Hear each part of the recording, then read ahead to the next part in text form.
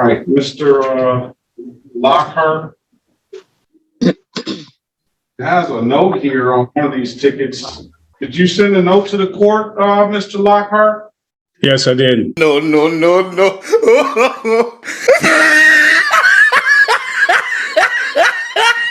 Did not accept your offer to contract and do not agree to these proceedings. All right, so what do you want to do? I'm here under threat, duress, and coercion. I'd like to say for the record, my name is Jamil of the family Lockhart. Let's get the record established. This is the city of Detroit versus Jamel Amir Lockhart. Appearance for the record, please, Counselor. Rita White, House Counsel, on behalf of Mr. Jamil Lockhart. All right, Mr. Lockhart. No one is representing me on my behalf. I don't know that. Sometimes people walk into a courtroom thinking it works like an online forum, where saying something confidently makes it true. But courts don't run on opinions or internet theories. They run on procedure, statute, and precedent. Today's case is a clear example of what happens when someone mistakes belief for law. The confidence is high, but the legal footing is non-existent, and that gap is about to become very obvious. All right, go ahead, Mr. Lockhart. Yeah, so I am Jamil of the family Lockhart, flesh and blood, living man, and attorney in fact for Jamil Lockhart and Legis Trust. I'm here by threat, duress, and coercion. I'm here making a special appearance, and I'm here to demand that the court prove jurisdiction over me as a live flesh and blood man. As I said, I submitted a challenge to jurisdiction. Jurisdiction must be proven and proven on the record. And then also I submitted Freedom of Information Act request for your foreign registration statement and anti-bribery statement, as well as that of prosecutor. There is no contract. Every presentment that was made to me was formally rejected and sent back to the court, which is what you have a copy of, by my notary. I do have a live witness notary who can come in and testify to that fact. Given that there is no commercial contract, no commercial agreement, I fail to see how the court has jurisdiction. Furthermore, there's been no injured party, and there's been failure to state a claim through a verified affidavit. So if someone can prove to me how this statutory commercial court has some kind of jurisdiction over me as a live flesh and blood human being, I think we could start there. Well, let's start here. You have a notice is not what you think notice should be. Notice is what is if it's properly effectuated in the courtroom. And I'll certainly give you whatever hearing that you want if you file the proper motions and material to contest that. I'll give you an opportunity to be heard on that. But furthermore, what I'm looking at is I have a proof of service. There is no proof of service that was rejected and sent back to the court. You have a copy of that. You're not even listening. You're not even going to listen. I listened to what you said. Are you going to listen to me? I am listening to you. I'm just responding to you. The moment you hear flesh and blood living man, you already know exactly where this is headed. This argument comes straight from internet legal myths, and it fails every single time. Courts don't operate on personal declarations. They operate on jurisdiction and conduct. If you're driving on public roads, state law applies, regardless of how you label yourself. You don't get to opt out of statutes by renaming yourself in court. So why don't you listen before you start making statements? Oh, you had paused. I thought you were finished. What it isn't. Well, go ahead. Are you giving me permission to go ahead now, too, right? I assumed you were done speaking. All right. Listen, I have a envelope with certified mail. I don't know what I believe the contents have been stapled to the envelope. It's got a proof of service effectuated by Nyla Perrin, I have a signed complaint here, signed by Officer Randy Randolph on 11/19/2019. Is he here today?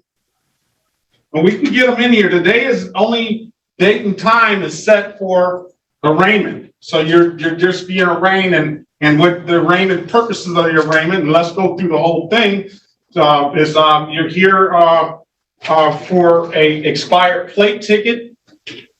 That is a civil infraction that carries a $145 fine. There's an allegation that you did not have a drove while license not valid or improper.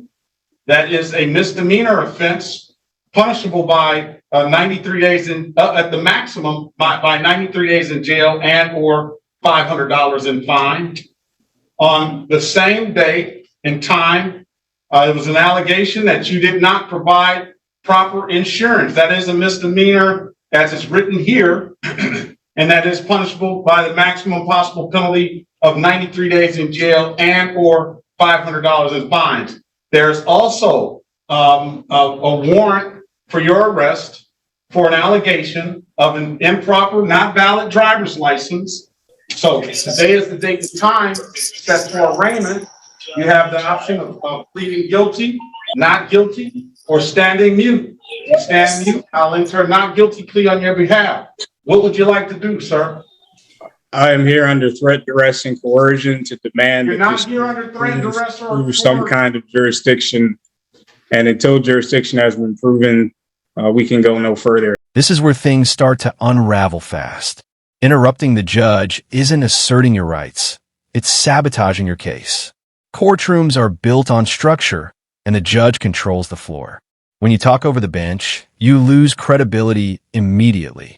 Respect and restraint matter here, because once the court stops taking you seriously, every argument you make becomes easier to dismiss. I would also like to ask you, is this proceeding taking place under common law? This proceeding is taking place in accordance to the court rules and the statutory laws of the state of Michigan. So I am not a creature of statute. I am not under statutory law. I would demand that this proceeding take place under common law, as I am a live flesh and blood human being, under no authority but that of God. All right. I'm not going to go back and forth. I'm going to give you another court date. I don't have any issue. All I need you to do is prove jurisdiction. You don't tell me what you need me to do, sir. Just let me finish. With all due respect, the court must prove jurisdiction. I understand that. We can get this over with quicker rather than later if you let me do my job. What I was trying to say, you're making your claim and stating your case that the court doesn't have jurisdiction over you. In order for me to properly review that and go, it's got to be done according to the court rules. I need a motion, and I will read it. I will read that motion. I have submitted a motion to dismiss for lack of subject matter jurisdiction. I don't have it. I don't have it in front of me. And then I'll give you a motion. I have a timestamped copy of it if you'd like me to show you. All right, you got to submit it to the court. Look at the. It was filed by the clerk just 2 days ago. Okay, I have a timestamped copy of it. It hasn't got to the file. I'm going to give you another pretrial date. I would like to say I do not consent. The court has to prove jurisdiction. I filed that document a few days ago. Anything short of that is an admission that there is no jurisdiction and we have no further business. We have no middle of the family law card here. Okay, you're still. Did you have a question, sir? None other than just stating that I do not consent to these proceedings and I do not accept the contract. You've already put that on the record. Good. You came back in. I would also like to ask why this Mrs. Rita White had claimed to represent me. All right, let's go back on the record with Mr. Jamil Lockhart. How old are you, sir? I am 27. One of the biggest misconceptions people have is thinking that filing a motion automatically shuts everything down. It doesn't. Filing is only the first step in a longer process that includes review, scheduling, and argument, often with the prosecutor present. A motion isn't a magic reset button, and it certainly doesn't strip the court of authority just because it exists on paper. Procedure always comes before outcome. You're 27 years old, and you go ahead and you ask why Miss White is here to represent you. Well, first and foremost, Why did she claim to represent me and I have no knowledge? I'll explain to you. First and foremost, she's the House counsel for this evening. So for this afternoon, she represents anybody who wants her representation as far as helping them to navigate and to defend themselves. I have never expressed that want to her. This is what you're doing. This is what I want you to do. Any questions? Why do you talk over people? Well, I assume we were having a conversation. I'm sorry. I'll be quiet. I am trying to have a conversation, but one's got to talk and one's got to listen. Okay, go ahead. You asked why Miss White said she represented you. Miss White said she represented you because she didn't know beforehand the position that you were going to take. So she's just merely quite an doing assumption. her job. That is quite an assumption. Wouldn't you agree? Well, by the name that you put up on there, Jamil of the family Lockhart, That is I wasn't surprised I wasn't surprised the avenue that you were going to take on that. Just I'm by glad the you name. recognize But I where can't- I'm going. But she's not going to assume. I don't believe she's going to assume that she's going to treat you any differently than anyone else. And then you said that you didn't want her representation, and she. Wouldn't you agree that for future reference, it might be better to ascertain that kind of information before she makes that kind of statement for everybody? No. So the assumption is that everyone wants her to speak on their behalf. Yes, until. Is that not a rash assumption? Until they say differently, like you did. Okay.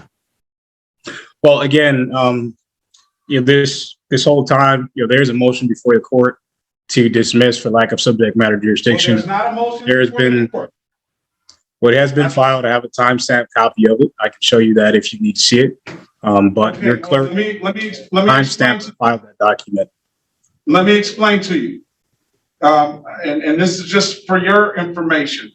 You say that you filed it with the court and the clerk down at the window, and I wouldn't disagree with that. But typically you want to, when you do your filings, that's why you want to have a judge's copy, and you want to specifically have that copy hand delivered to the judge's chambers. So we don't rely on the court clerks downstairs at the windows to make sure that these files get put into the proper place. You're not going to make. Who do you rely on for that? You're making, and because you don't want to make that assumption that that file is going to get into the correct file. You don't want to make that assumption. Would you agree? Who do you rely on to make sure that filed documents get to the right place, get into the person that's filing it, yourself. So it is not, you're telling me it's not the duty of the clerk to ensure that documents are filed in the case where the judge can view those documents. On my capacity, that document was sent to the court. It was sent to the court by a notary. So I do have a live witness to attest to that fact. It has also been time-stamped. That was recorded as well. I have checked all my boxes when it comes to notifying the court. I've also given you a demand for your Freedom of Information Act request for your foreign registration statement and your anti-bribery statement. The idea or the fact that you do not have that is an issue, and it would mean that you are committing a crime against me and holding this statutory proceeding and trying to confuse me as a live flesh and blood man that I am a corporation beholden to the corporation which you represent. And that is my main point here today, is to tell you that I am not under your jurisdiction. I am a live flesh and blood man. You've already stated that this is not a common law proceeding. I am under no law but common law. We have no commercial contract which would enter us into any kind of statutory law. Okay. So Sir, I failed to let me stop. see the Let me issue. stop you. And there's Let me- also let me no stop you, verified complaint with a Let me stop you, signed sir. affidavit.